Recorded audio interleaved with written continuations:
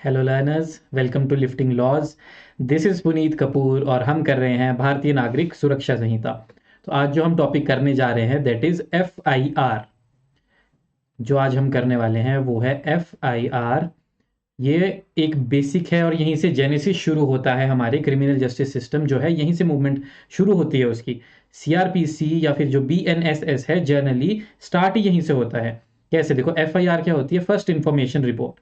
देखो, मैंने आपसे पहले भी ये बात की हुई है कि अगर कोई इंसान स्टार्ट करना चाहे क्रिमिनल प्रोसीडिंग तो उसके पास दो तरीके होते हैं कि अगर कॉग्निजेबल ऑफेंस है तो FIR करे, और अगर नॉन कॉग्निजेबल ऑफेंस है तो जाए कंप्लेंट केस फाइल करे मजिस्ट्रेट के पास। लेकिन जर्नल पार्लेंस में भी आप देखते होंगे कि अगर कोई भी ऑफेंस होता है तो लोग क्या कहते हैं कि मैं पुलिस के पास जाकर FIR कर दूंगा। तो लोग तो जनरली हर ऑफेंस में ही FIR कराने चले जाते हैं, पर उन्हें पता नहीं कि जब वो वहां जा रहे हैं तो वो FIR नहीं हो रही है हर ऑफेंस में, वो सिर्फ कॉग्निजेबल में हो रही है। तो देखो, अब FIR है क्या? तो देखो, FIR जो है जनरली क्या है? First information report. तो आई से आ गया इंफॉर्मेशन। तो जब इंफॉर्मेशन आ गया ना तो तभी से ये बात आ गई कि ये जो इंफॉर्मेशन ये कौन देगा। तो इंफॉर्मेशन तो कोई भी इंफॉर्मेंट दे सकता है। कोई भी इंफॉर्मेंट, जरूरी नहीं है कि कंप्लेनेंट ही आए, जिसके जो ग्रीवियंस लेने आ रहा है जरूरी नहीं है वो आए। इंफॉर्मेशन कोई भी दे सकता है क्योंकि ये इंफॉर्मेशन है, फर्स्ट इंफॉर्मेशन रिपोर्ट। तो इंफॉर्मेशन कोई भी इंफॉर्मेंट दे सकता है, एनी पर्सन जिसको पता चला है कि कुछ ऐसा हुआ है तो वो इन्फॉर्म कर सकता है जाकर। ठीक है, जरूरी नहीं है कंप्लेनेंट है। और जो FIR होती है वो corroboration के यूज भी आती है, अभी हम आगे देखेंगे कॉन्ट्राडिक्शन के यूज भी आती है, दोनों की यूज आती है। और ये सब्सटेंटिव पीस ऑफ एविडेंस भी नहीं होता है। तो ये हम आगे चलकर देखेंगे। अभी देखते हैं, हम पर से सेक्शन के ऊपर आते हैं। हम देखो, जैसे ही ऑफेंस होता है तो उसका रिड्रेसल के लिए, पनिशमेंट के लिए हम जाते हैं कि हियरिंग हो दोनों पार्टीज की। तो हियरिंग कैसे शुरू होगी? सबसे पहले या तो FIR करेंगे या कंप्लेंट। तो जब हो गया है FIR मतलब कॉग्निजेबल ऑफेंस, तो उसमें आती है FIR। अब देखो, पहले था सेक्शन 154 ऑफ CRPC, अब है section number 173। Section number 173 of BNSS। ठीक है। And FIR is the first information given to police. तो पुलिस को जो पहली इंफॉर्मेशन, सबसे पहली इंफॉर्मेशन मिल रही है about the commission of cognizable offence. तो कौन से ऑफेंस के बारे में होती है FIR? Cognizable offence with the object of setting criminal law into motion. तो क्रिमिनल लॉ को मोशन में लाया जाए और कार्रवाई शुरू की जाए। FIR is not merely a statement but information coupled with conduct. तो ये होती है इंफॉर्मेशन। अब चलते हैं, सेक्शन पढ़ना शुरू करते हैं। तो सेक्शन नंबर 173 का sub section 1, every information relating to commission of cognizable offence irrespective of area. तो देखो, ये जो इरिस्पेक्टिव ऑफ एरिया है, यहां से किस चीज का जेनेसिस हुआ? यहां से जेनेसिस हुआ जीरो FIR। तो जीरो FIR कहां पर दी गई है? इनडायरेक्टली सेक्शन 173 सब सेक्शन 1 में। पहले CRPC में जीरो FIR का जिक्र नहीं था, पहले अपनी जुरिस्डिक्शन की बात थी। लेकिन यहाँ पे कोई भी information relating to cognizable offence हो अगर किसी के पास, इरिस्पेक्टिव ऑफ एरिया के कहीं पर भी हुआ हो वो offence, shall be recorded, again a word shall. तो ये जो शैल वर्ड यूज हुआ है ये एक मैंडेट बन गया। जो शैल वर्ड है इसको इंटरप्रेट किया गया है बहुत जगह, जैसे कि केस लॉज में Bhajan Lal versus state of Haryana for example. Bhajan Lal, Bhajan Lal versus state of Haryana. And secondly Prakash Singh Badal versus state of Punjab. ये हरियाणा वाला था 1992 सुप्रीम कोर्ट। और प्रकाश Singh Badal versus state of Punjab, Prakash Singh Badal versus state of Punjab 2007 supreme court. इनमें कहा गया shall has to be taken in literal interpretation of statute. It cannot be converted into may. It is imperative to police to register FIR if relating to cognizable offense। तो बोला गया इन दोनों cases में कि शैल की लिटरल इंटरप्रिटेशन लेनी है, उसको हम कन्वर्ट नहीं कर सकते मे में। और कोई भी अगर कॉग्निजेबल ऑफेंस की इंफॉर्मेशन आ रही है तो FIR रजिस्टर करनी पड़ेगी क्योंकि शैल वर्ड यूज हुआ है। उसके बाद शैल वर्ड यहां पर भी चल रहा था, लेकिन एक लैंडमार्क जजमेंट जो आई है वो है Lalita Kumari, Lalita Kumari versus state of UP, versus state of UP 2012। Supreme court, ये है लैंडमार्क जजमेंट ऑन FIR। इसमें बहुत सारी गाइडलाइंस दी गई और इसमें ही बोला गया it is mandatory for the police to register FIR the word shall in section number 154 at that time CRPC and now 173 BNSS, it does not give any discretionary power to police। ठीक है, तो where there is a statute, where statute is clear, there is no scope of taking interpretation। जब statute ही clear है तो interpretation में जाने की जरूरत ही नहीं है, क्योंकि स्टैच्यूट ने शैल लिखा है तो करना ही पड़ेगा। उसके बाद 22nd और 24th लॉ कमीशन की जो रिपोर्ट आई, उसने भी रजिस्ट्रेशन ऑफ FIR ललिता कुमारी के बाद ही आई, उसने भी शेल वर्ड यहाँ जो है उसके बारे में कुछ नहीं कहा, वो चुप रही उसके ऊपर। तो ललिता कुमारी का जो केस था उसने क्लियर किया कि देखो it is mandatory, shall be signed by. और अब आते हैं आगे, every information relating to commission of cognizable offence, ठीक है, irrespective of area that is 0 FIR shall be recorded. अच्छा 0 FIR होती क्या है, देखो मैं आपको बता देता हूँ। 0 FIR होती है कि जैसे ये एक पुलिस स्टेशन है और ऑफेंस, एक पुलिस स्टेशन की जुरिस्डिक्शन ये है, दूसरे पुलिस स्टेशन की जुरिस्डिक्शन ये है। तो मान लो इस वाले का जो पुलिस स्टेशन है वो इस वाले पॉइंट पर है और इस वाली जुरिस्डिक्शन का पुलिस स्टेशन है यहाँ पर। ऑफेंस हो गया बिल्कुल यहाँ पर। अब जो ये पर्सन है, जो ये ऑफेंस हुआ, इसको ये वाला पुलिस स्टेशन ज्यादा नियर पड़ रहा है इस वाले से, तो ये पर्सन चला गया इस पुलिस स्टेशन और इसने कहा कि मेरी FIR रजिस्टर करो। तो यहां पुलिस वाले मना नहीं कर सकते कि हमारी जुरिस्डिक्शन नहीं है, वो क्या करेंगे 0 FIR रजिस्टर कर देंगे। अब 0 FIR क्यों बोलते हैं, जैसे FIR होती है तो उन पे लिखते हैं FIR नंबर 1 of 2025, लेकिन अगर 0 FIR होगी तो उसमें लिख देंगे FIR नंबर 0 of 2025 या फिर 2026, जो भी साल चल रहा होगा उसका। तो 0 नंबर डाल देंगे कि किसी और जुरिस्डिक्शन की, और फिर वहां भेज देंगे और वहां की पुलिस करेगी फिर आगे की कार्रवाई। तो इसलिए इसको 0 FIR कहते हैं। अब देखो अगले पॉइंट्स क्या है। जो इन्फॉर्मेशन है, वो जो इन्फॉर्मेंट है वो ओरली भी दे सकता है, रिटर्न भी हो सकती है, इलेक्ट्रॉनिक फॉर्म में भी हो सकती है। ठीक है, तो जो ओरल अगर वो दे रहा है, बोल के बता रहा है, तो that must be reduced in writing, उसको राइटिंग में लिखना है। इन्फॉर्मेंट को पढ़ के सुनाना है और जो इन्फॉर्मेंट है वो साइन भी करेगा उसमें। ठीक है, that shall be signed by the person giving it, मतलब इन्फॉर्मेंट, जो इन्फॉर्मेंट है वो साइन करेगा उस स्टेटमेंट को अगर उसने ऑरली दी है। अब बात आती है लास्टली इलेक्ट्रॉनिक इंफॉर्मेशन, ये जो नया ऐड हुआ है। तो इसमें क्या है, देखो जो इलेक्ट्रॉनिक अगर कोई इंफॉर्मेशन दे रहा है, that must be signed within 3 days then taken on record. तो देखो इसमें क्या बोला गया, अगर कोई इंफॉर्मेशन दे रहा है, इलेक्ट्रॉनिक कम्युनिकेशन है, तो उसमें बोला गया है it shall be taken on record by him on being signed within 3 days by the person giving it. तो 3 दिनों के अंदर अंदर उसे साइन करवानी है वो electronic statement. And the substance thereof shall be entered in a book kept by such officer in such form as the state government. तो ये जो बुक की बात करी गई है, ये यहां पर जो बात है ये होती है एक जनरल डायरी। जनरल डायरी होती है जो पुलिस ऑफिसर केप्ट करके रखते हैं। और अगर हम देखें तो पुलिस एक्ट के सेक्शन नंबर 44 में इसके बारे में बताया गया है, section number 44 of police act. ठीक है, तो पुलिस एक्ट में इसके बारे में बताया गया है, जो जनरल डायरी रखते हैं उसमें लिखेंगे। और शेल वर्ड हमने देख लिया, मैंडेटरी। केस लॉ भी हमने देख लिया, Lalita Kumari versus state of यूपी, registration of FIR is mandatory. Police can not conduct inquiry before registration except in some cases, police has no discretion, क्योंकि जो स्टैट्यूट है वो ही क्लियर है, तो इंटरप्रिटेशन कर नहीं सकते, डिस्क्रिशन है नहीं। भजन लाल में भी यही बोला था, पुलिस रिफ्यूज नहीं करती, कन्फेशनल FIR को भी रजिस्टर करना पड़ेगा। प्रकाश सिंह बादल में भी इंफॉर्मेशन प्रिसाइज होने की जरूरत नहीं है, लेकिन अगर पता चल गया कोई ऑफेंस हुआ है तो आपको रिकॉर्ड करनी पड़ेगी। अब चलते हैं प्रीलिमिनरी इंक्वायरी। अब जो ललिता कुमारी का ही केस था ना, उसमें बताया गया कि कुछ कुछ जगह पर प्रीलिमिनरी इंक्वायरी कर सकती है पुलिस।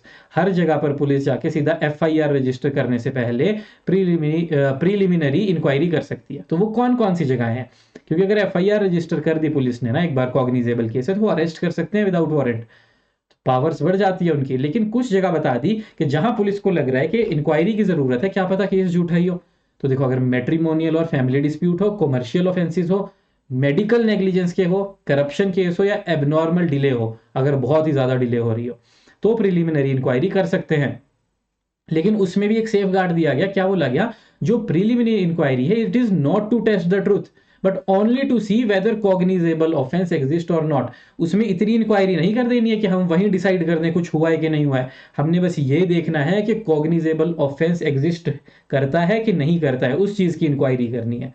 ठीक है, उसके बाद आते हैं हम प्रोवाइजो ऑफ 173 का 1 कि अगर कोई जो ऑफेंस है वो सेक्सुअल इन नेचर है या एसिड अटैक से रिलेटेड है जिसकी एफआईआर हो रही है, तो अगर वो देखो क्योंकि वुमेन से रिलेटेड ही होंगे ना फिर तो that must be recorded by a women police officer. तो एफआईआर जो है उसमें वुमेन पुलिस ऑफिसर से रिकॉर्ड करवानी पड़ेगी और bye a women officer. Second proviso में बोला कि जहां पर इस तरह के ऑफेंस थे और उसकी वजह से कोई मेंटली या फिजिकल डिसेबिलिटी हो गई है ऑफेंस की वजह से, ठीक है, ऑफेंस की वजह से विक्टिम को मेंटल या फिजिकल डिसेबिलिटी है और वो जो उसकी एफआईआर है वो रिकॉर्ड करने में भी कुछ प्रॉब्लम आ सकती है। तो पहली बात, जो एफआईआर है वो नहीं आ सकता ना हॉस्पिटल, सॉरी पुलिस स्टेशन, क्योंकि डिसेबिलिटी है। तो एफआईआर जो है उसके रेजिडेंस में जाकर या फिर कोई भी प्लेस जो विक्टिम को कन्वीनियंट लग रही है वहां जाकर in the presence of interpreter या स्पेशल एजुकेटर आपको रिकॉर्ड करनी है and that must B videograph. तो क्या क्या सेफ गार्ड दिए कि जहां पर ऑफेंस की वजह से डिसेबल या मेंटली और फिजिकल डिसेबिलिटी हो गई है, तो पहली बात प्लेस ऑफ रिकॉर्डिंग क्या हो जाएगी, या तो रेजिडेंस विक्टिम का या एनी अदर कन्वीनियंट प्लेस जहां पर वो रिकॉर्ड करवा सकती है। प्लस प्रेजेंस किसकी होनी चाहिए, प्रेजेंस होनी चाहिए इंटरप्रेटर, कोई इंटरप्रेटर जो उसकी बात इंटरप्रेट करके बताए, या फिर स्पेशल एजुकेटर, इंटरप्रेटर या स्पेशल एजुकेटर, ठीक है। और तीसरा safeguard, it must be videographed, videograph. तो ये तीन चीजें फुलफिल करनी पड़ेगी अगर मेंटल या फिजिकल डिसेबिलिटी है विक्टिम को, ठीक है। प्लेस और किसकी प्रेजेंस में होनी है और वीडियोग्राफ करना है उसको, and that statement must be recorded before a magistrate under section 183 का सबसेक्शन 6। फिर आता है फ्री कॉपी ऑफ एफआईआर। तो सेक्शन नंबर 173 का सबसेक्शन 2 बोलता है कि फ्री कॉपी ऑफ एफआईआर देनी है हमें इन्फॉर्मेंट को और विक्टिम को, ठीक है। उसका अगर डिनाइल करेंगे तो प्रोसीजरल फेयरनेस जो है उसकी वायलेशन मानी जाएगी। तो फ्री कॉपी की बात यहां पर की गई है। उसके बाद आते हैं सेक्शन नंबर 173 के सब सेक्शन 3 पर, 173 के सब सेक्शन नंबर 3 पर, without prejudice to provision of section 175 on receipt of information. अब देखो जो ये सब सेक्शन 3 आया ना, 173 में एक 3 ऐड किया गया, उसमें क्या बोला गया, ये तो 4 है, वेट अ सेकेंड। तो 173 का 3 ऐड किया गया, उसमें बोला गया अगर पुलिस ऑफिसर के पास कोई एक कंप्लेंट आई है जिसमें ऑफेंस कॉग्निजेबल है, 3+ ईयर्स की पनिशमेंट ही मिल रही है उसमें, लेकिन लेस देन 7 ईयर्स की पनिशमेंट से पनिशेबल है वो, less than 7 years but more than 3 years, तो पुलिस ऑफिसर उन ऑफेंसेस में प्रिलिमिनरी इंक्वायरी कर सकते हैं। मतलब जो ललिता कुमारी में बोला था उसको स्टैट्यूटरी रिकॉग्निशन दी गई 173 के सबसेक्शन 3 में कि प्रिलिमिनरी इन्वेस्टिगेशन आप कर सकते हैं ऐसे ऐसे केसेस में, ठीक है। Police officer nature of offence देख के कर सकते हैं preliminary inquiry to ascertain whether there exist a prima facie case for proceeding in the matter within a period of, time भी दिया गया है, within a period of 14 days, 14 दिन के अंदर उनको प्रिलिमिनरी इंक्वायरी करनी है कि प्राइमा फेसाई केस बन रहा है या नहीं बन रहा है, और बनता है अगर तो इन्वेस्टिगेशन शुरू कर देनी है। फिर आता है रिफ्यूजल टू रजिस्टर एफआईआर 173 का 4, अगर पुलिस वालों ने मना कर दी है तो एग्रीव्ड पर्सन है अपनी कंप्लेंट इन राइटिंग भेज सकता है सुप्रिटेंडेंट ऑफ पुलिस को, और जो एसपी है वो इन्वेस्टिगेट खुद कर सकता है या सबऑर्डिनेट ऑफिसर्स को बोल सकता है कि तुम इसको इन्वेस्टिगेट करो। GP versus P Ramullu, refusal to record FIR on ground of lack of territorial jurisdiction is illegal, police must record FIR and forward it to jurisdiction of police station. ये तो जीरो एफआईआर से related, तो जो zero FIR है that is now fully recognised by law. तो देखो zero FIR वही जो हम कह रहे थे कि होती क्या है, FIR that can be registered beyond territorial jurisdiction, उसको रिफ्यूज नहीं कर सकते और लेटर ट्रांसफर कर सकते हैं टू कंपिटेंट पुलिस स्टेशन में उसको ट्रांसफर कर सकते हैं।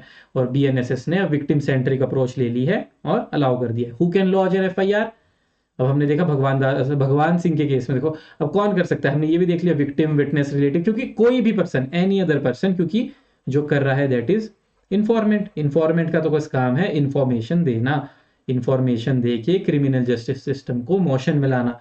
तो इन्फॉर्मेशन तो कोई भी दे सकता है। अब लीगल स्टेटस क्या है? It is not a substantive piece of evidence. तो ये सब्सटेंटिव पीस ऑफ एविडेंस नहीं है, मियर एफआईआर के बेसिस पर ही हम कन्विक्शन या एक्विटल नहीं कर सकते। कन्विक्शन और एक्विटल नहीं कर सकते। एफआईआर किस चीज यूज हो सकती है? कोरोबोरेट के लिए भी, कॉन्ट्राडिक्ट के लिए भी। दोनों, जो मेकर ऑफ द स्टेटमेंट है उसके अगेंस्ट हम उसकी स्टेटमेंट को कोरोबोरेट भी करवा सकते हैं एविडेंस स्टेज पे, और कॉन्ट्राडिक्ट भी करा सकते हैं। ये हम कहाँ देखेंगे? ये हम देखेंगे बीएसए में, भारतीय साक्ष्य अधिनियम में। अब एफआईआर एंड कन्फेशन। तो एफआईआर अगर कन्फेशनल हो तो क्या होगा? तो FIR is often confessional in nature. अब क्या होता है, किसी ने ऑफेंस किया, वही पुलिस स्टेशन चला गया कि मैंने ये ऑफेंस किया है, मेरे को अरेस्ट कर लो। ऐसा हुआ है बहुत से केसेस में। तो कन्फेशन इज अ पार्ट जो कि भारतीय साक्ष्य अधिनियम से हिट कर जाएगा, कोई अपने अगेंस्ट एविडेंस नहीं दे सकता। तो इसमें हम क्या करते हैं, अगर ऐसी कन्फेशनल हो तो उसको हम as a conduct of party use कर सकते हैं। कंडक्ट में यूज कर सकते हैं, कन्फेशन यूज नहीं करेंगे। पुलिस कैन नॉट रिफ्यूज भी नहीं कर सकते अगर मियरली कन्फेशनल है। उस पुलिस जो है एफआईआर को कर देगी रजिस्टर, और जो पर्सन ने बोला है उसको एज ए कंडक्ट यूज कर लेगी, और अगर बाद में उसके बोलने पर से कोई रिकवरी हो गई है तो उसके बाद say that would be considered और उसको एविडेंस में यूज कर सकते हैं। अब है delay in filing FIR.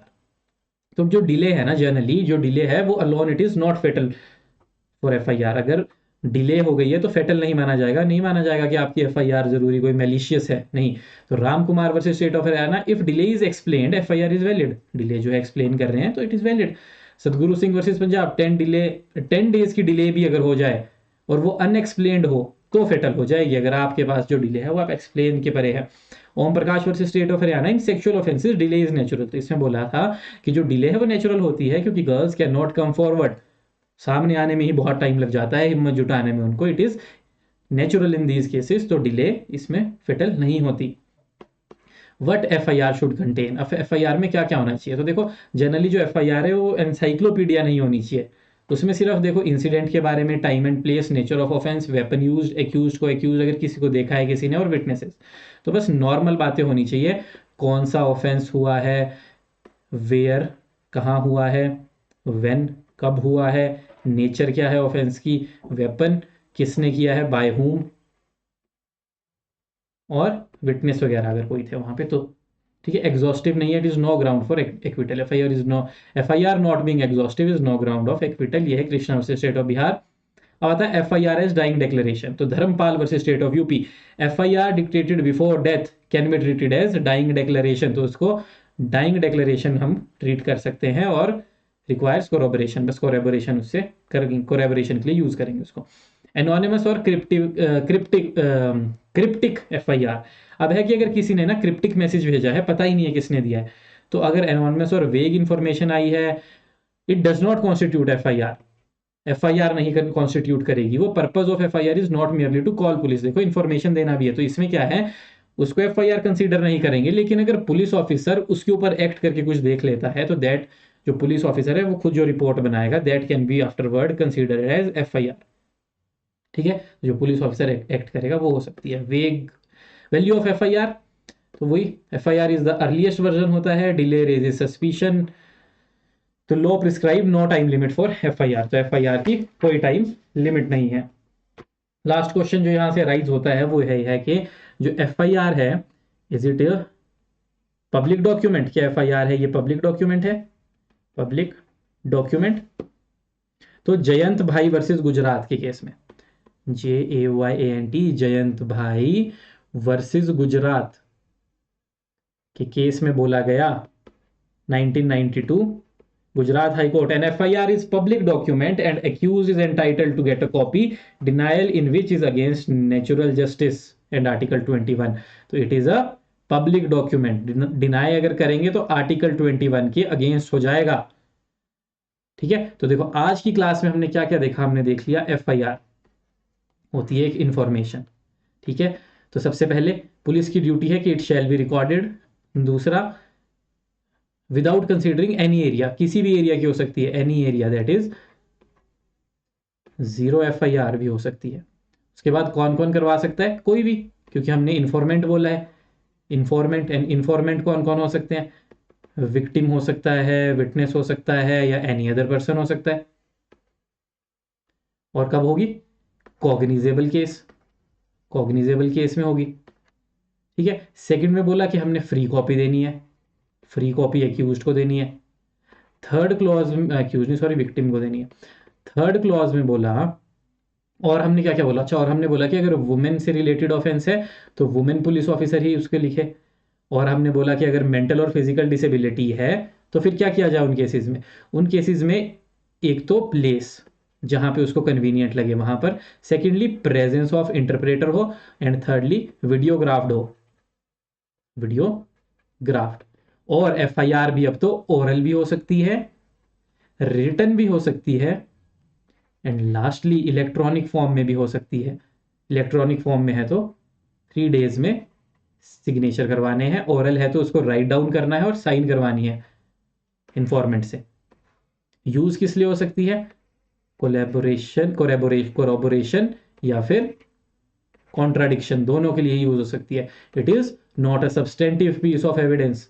Subsection 3 में फिर हमने क्या देखा?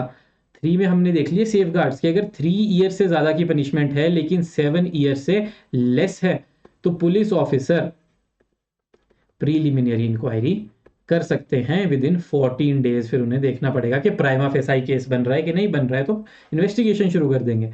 और लास्ट सब सेक्शन में बोला कि अगर पुलिस ऑफिसर जी आपकी एफआईआर रिकॉर्ड नहीं कर रहे हैं तो आप एसपी के पास कंप्लेंट कर सकते हैं। तो एसपी अपने आप इन्वेस्टिगेट कर सकता है या अपने सबॉर्डिनेट से करवा सकता है। ये थे आज के सेक्शन एफआईआर के बारे में, क्योंकि देखो क्रिमिनल जस्टिस सिस्टम जो है वो एफआईआर से तो शुरू होगा। जब कॉग्निजेबल केस के बारे में पता लगा, पुलिस ने कर दी एफआईआर। अब देखेंगे हम एफआईआर हो गई है तो उसके बाद क्या क्या कर सकते हैं। ठीक है, वो प्रोसीजर हम कल के लेक्चर में देखेंगे कि बाकी क्या क्या प्रोविजंस है जो एफआईआर से रिलेट करते हैं। और एक केस जो आपने इसमें याद रखना है, ललिता कुमारी, जो कि लैंडमार्क है, एंड सेकेंडली